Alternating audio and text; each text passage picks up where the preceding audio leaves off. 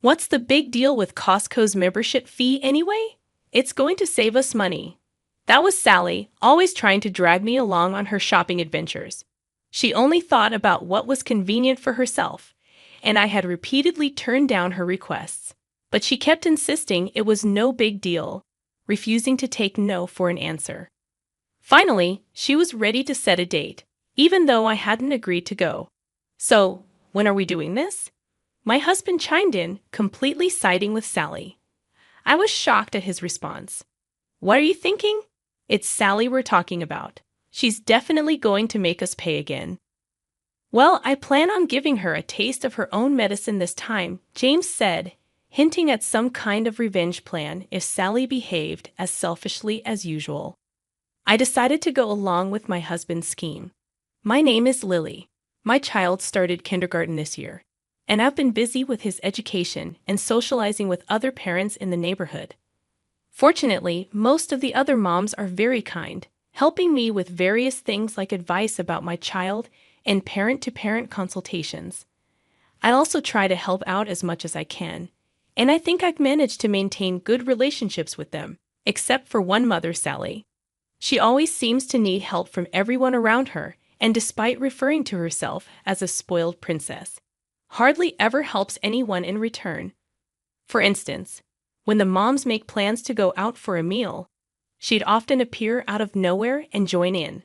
I wouldn't mind, except she frequently asked for bites of other people's food and subtly suggested that someone else pay for her meal, claiming she didn't have much money. Other mothers who had experienced similar things felt the same way I did. Whenever I went shopping, I always drove my car, and most of the time, Sally would show up and persistently ask for a ride. I wouldn't mind if we were going to the same place, but Sally was undeniably pushy. I was in such a hurry to catch a ride with you that I forgot my wallet. What are we going to do? Go back for it? Nah, I don't want to inconvenience you. Maybe I can just pay you back later. Every time I took her shopping, it would end up like this. Excuses about forgetting her wallet or leaving her credit card at home, always trying to avoid taking out her own wallet. Sally never seemed to have any intention of paying, and despite promising to pay me back later, she almost never did. Even after I pressured her multiple times with the receipts, she kept evading, saying she didn't have any money now or to wait until her payday. When it comes to money, you're really strict, aren't you, Lily? She once said. I even involved her husband once, who was a decent man and would apologize and pay me back. Sally herself showed no remorse and seemed indifferent to the impact of her actions. While some might dismiss these small expenses, they added up significantly over the month. The stress of chasing her for repayment after each shopping trip was wearing me down. If only I could have refused her shopping requests from the start. But Sally knew how to manipulate me, often using our children as leverage. Our kids were close friends, and Sally would have them make plans to go shopping together before seeking my permission. It was hard for me to say no when she involved our children like that. I couldn't ask my son not to be friends with hers. Other mothers sympathized with my situation, but kept their distance from Sally. Hey, can you do the shopping instead? Why? That mom friend I mentioned before is so persistent. Well, you should just firmly decline, shouldn't you? Finally, I confided in my husband about it, hoping for support. But he didn't fully grasp Sally's character. He said kids are kids, and parents should stand firm. I was at a loss. Then one day, my husband came home looking exhausted. He explained that Sally had cornered him while he was waiting at a traffic light. Oh, you're Lily's husband. Perfect timing. Could you give me a ride to the station? She didn't seem to consider the possibility of him declining. When he refused, she became confrontational, repeatedly trying to open his passenger door. When he held firm, she shouted his name in the middle of the road, demanding his attention. I can't believe she caused such a scene, I said. I've been telling you, Sally is a handful. There's a limit. Afterward, she even asked him for the fare. Despite trying to shake her off, he found himself struggling in traffic. Dropping her off, he realized she was heading to the station without enough money for a ticket. My husband was drained and finally understood why I have been complaining. "What is she thinking, really?" he said. "That's why I wanted you to deal with her instead of me," I replied. "I bet she's just as insistent with you." He gave a helpless shrug, and we both felt troubled about what to do next. One day, Sally approached me with an idea. "Hey, Lily, I've been wanting to go to Costco. Want to go together? It's cheap and the value is great." "Wait, Sally, don't you go there often?" I replied cautiously, knowing she wasn't a member. With her sudden proposal, I gave a vague response. Despite not being a member herself, Sally seemed surprisingly knowledgeable about Costco and offered various recommendations. Our family had a Costco membership through my husband, and we occasionally used it to stock up. But that didn't mean I wanted to take Sally along on a shopping trip. I had my suspicions that she was after more than just a good deal. "Hey, let's go. You're a member, right, Lily?" "I'm not a member." "Oh, then your husband. That's fine too. And I want you to bring the car too." "How do you know that?" "I got a ride in your husband's car the other day. I saw Costco shopping bags," Sally explained, causing me to involuntarily frown. "You know you can't pay at Costco if you're not a member, right? So please take care of the cashier. I'll pay you back later," she continued. "You hardly ever pay me back when you say that, don't you? It's okay this time, right?" Despite having no intention of agreeing, Sally, as usual, turned to my child. "Can we go shopping together?" "Sure," my son replied enthusiastically. "So then the kids can be watched by my husband, right?" "I haven't said we're going yet." "Oh, come on, but it's fine, right? Costco has a membership fee, and it would really help me out." Unable to bear Sally's self-centeredness, I repeatedly refused her, even when I asked her not to use my child to make promises. She remained stubbornly indifferent, making any discussion impossible. Eventually, without even accepting her proposal, she began making plans as if we were definitely going. "What are you talking about?" I exclaimed when my husband arrived to pick me up. "Lily's husband. We were just making a promise to go to Costco together," Sally explained eagerly. "Oh, that's fine. When shall we do it?" My husband responded, surprising me. Sally happily rushed to my husband and quickly secured a promise to go to Costco the following weekend. After Sally left, I couldn't help but complain to my husband. "Hey, what are you thinking? That's Sally we're talking about." "I know, but she said she'd bring her own money, didn't she?" "That's definitely a lie. We're bound to get stuck with the bill." At that time, I planned to give her a taste of her own medicine. James replied confidently, revealing his strategy to handle Sally's actions. Despite my concerns, I couldn't help but laugh when I heard his plan. While it seemed like an outrageous payback, it only applied if Sally behaved as brazenly as usual. Additionally, if this occasion led Sally to avoid getting involved with us, it might turn out to be a good thing, so I decided to go along with my husband's plan. Finally, the day to go to Costco arrived.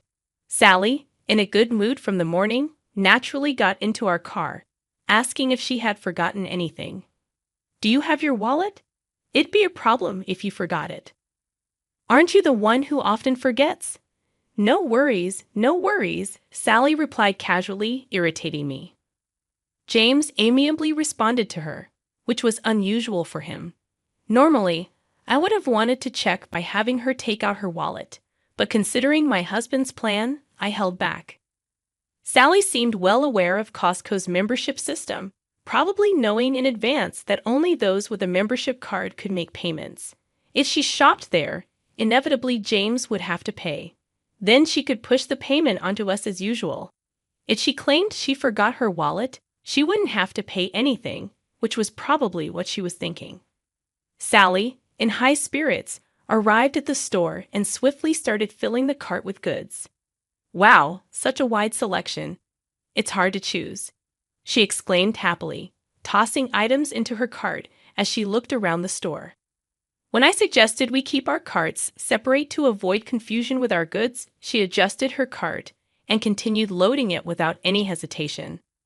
James surreptitiously whispered in my ear, knowing how Sally was mindlessly adding items to her cart without even looking at the price tags. I couldn't help but laugh. It seemed Sally, as usual, wasn't considering that she'd be the one paying, and I decided to go along with James' plan. As we queued up at the farthest checkout line, observing the crowded checkout area, Sally opened her bag. I watched her closely, and as I had predicted, she started rummaging through her small bag and began to look puzzled. "Oh, I'm sorry.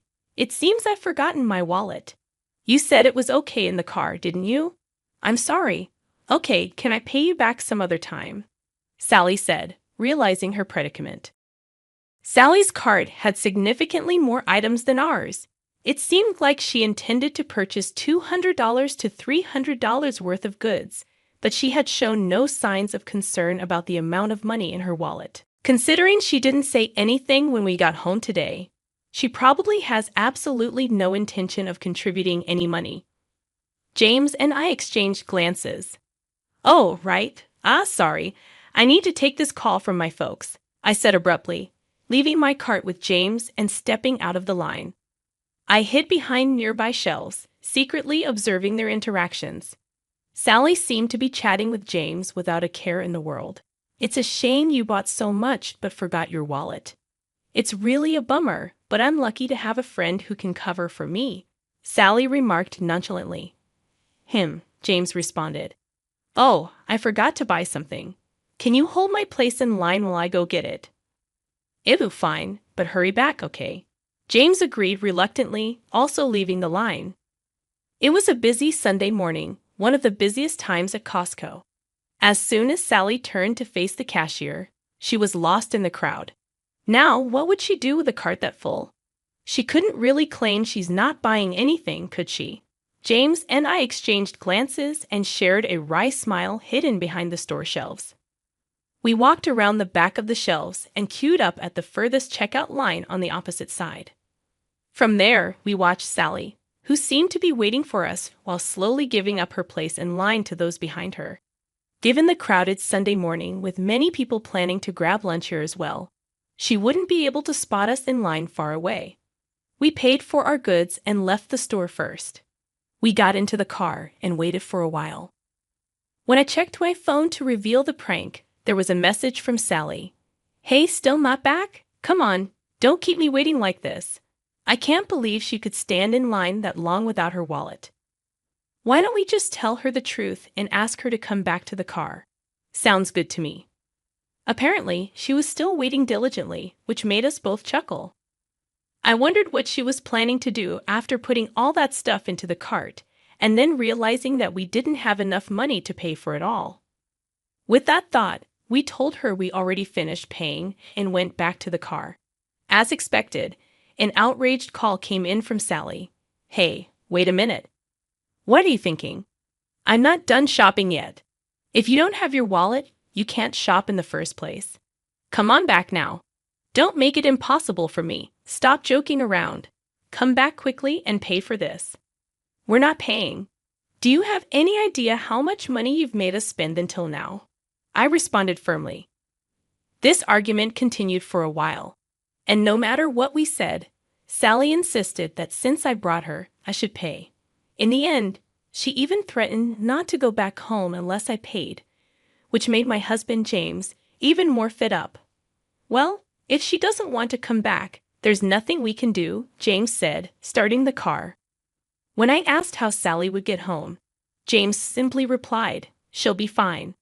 I bet she'll just force someone to give her a ride if it comes down to it." With a laugh, clearly still holding a grudge about the incident when Sally forced him to drive her to the station. I kept communicating with Sally, even telling her that we would leave her behind if she didn't come back, but she wouldn't listen. Maybe it was harsh to leave her behind, but with the way things were going, I didn't know what else to do. Knowing her, she'd figure something out, I thought as we left the store. The next day, Sally managed to get home by herself, taking the bus. My husband laughed about how she did have a wallet after all, which was met with a furious Sally storming into our house. "You left me stranded at the store.